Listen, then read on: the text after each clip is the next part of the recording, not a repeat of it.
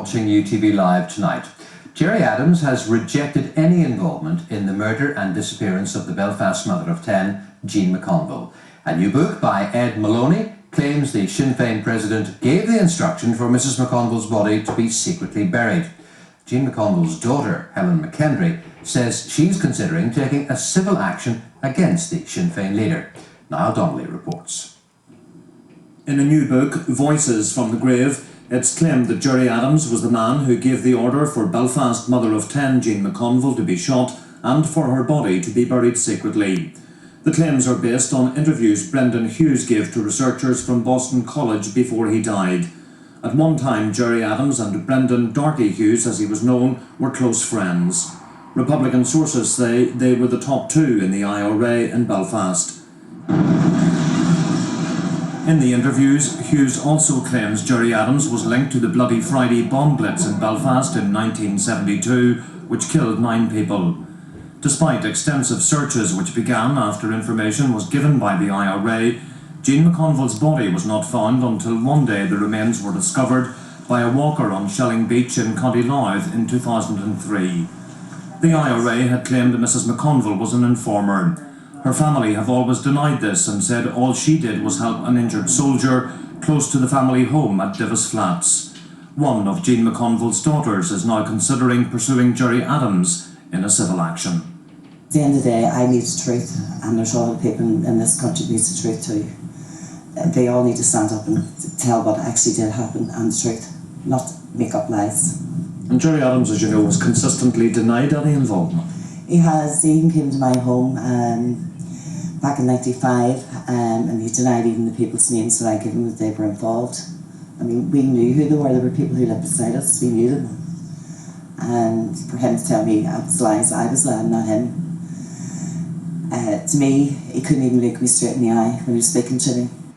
In a statement, Gerry Adams rejects absolutely having anything to do with the disappearance of Jean McConville, or what he calls any other allegations being promoted by the book's author, Ed Maloney. Mr. Adams says he knew Brendan Hughes well.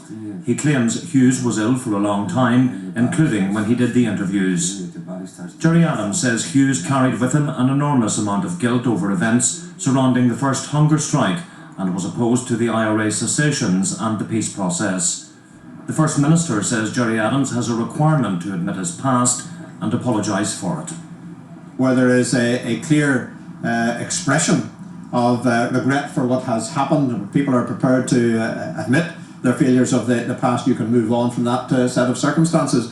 It is no good trying to tell people that you weren't involved when the world and his brother knows that you were. TUV leader Jim Allister says the PSNI should immediately investigate Gerry Adams' alleged role in the murder of Jean McConville. Niall Donnelly, UTV Live Tonight.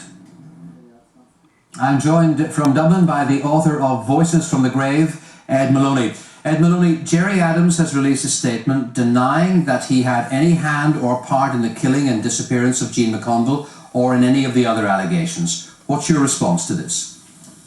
Well, I think that's to be expected because Gerry Adams has had this policy since, I think, about 1983 of denying absolutely any association with the IRA, and therefore this is consistent with that policy. But one has to bear in mind that the source of this story was one of Gerry Adams's closest colleagues and comrades in the leadership of the IRA in Belfast during the early 1970s, and along with Ivor Bell, this was the trio that was responsible for some of the most spectacular violence against both the British Army and Belfast city centre that we saw in the Troubles. He was very close to Gerry Adams. He was operations officer of Belfast Brigade when Gerry Adams was commander of Belfast. They were jailed together, arrested together, they served time together, they shared a cubicle in Long Kesh. They were very, very close friends. Yeah, but Sinn Féin are saying that before Brendan Hughes died, he hadn't been well for some time. So they're suggesting in that what he said to you was unreliable.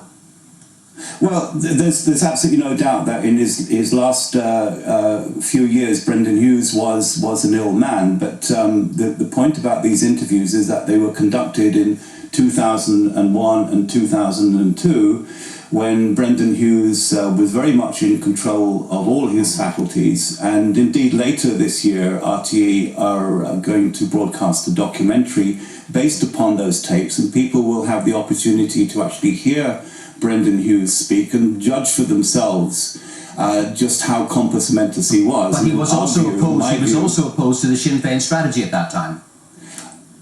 What he was opposed to, if you read the book carefully, was not the peace. I think towards the end, and indeed he says this in the book, that he believed that the troubles and the violence was pointless, and really that it wasn't worth one life being lost. And his objection to the process was because of the dishonesty and the manoeuvring that was associated with it, and which is symbolised by Gerry Adams's denial of IRA membership. I mean, he was absolutely happy with the peace. He realised the war was over. He did not want to go back to war. He wasn't a dissident in that sense. But what I think angered him and others was that there was too much dissembling associated with the management of the process, and people weren't being told straight stories. Can I just ask one other question while I have you here, Ed Maloney? The McConville family have issued a statement. They've denied that their mother ever worked as an informer. Yes, and I can understand. Why they say that. Again, one can only quote Brendan Hughes, but not just Brendan Hughes. There are others who were involved in the story that I have talked to, who were themselves convinced that Jean McConville was working for the British Army, albeit in a very low-level capacity, and therefore was judged by them to be an informer. The controversy is over the manner of her death and her disappearance, and that's a slightly different matter. But I can certainly understand why the family are sticking to that story. Ed Maloney in Dublin, thank you very much.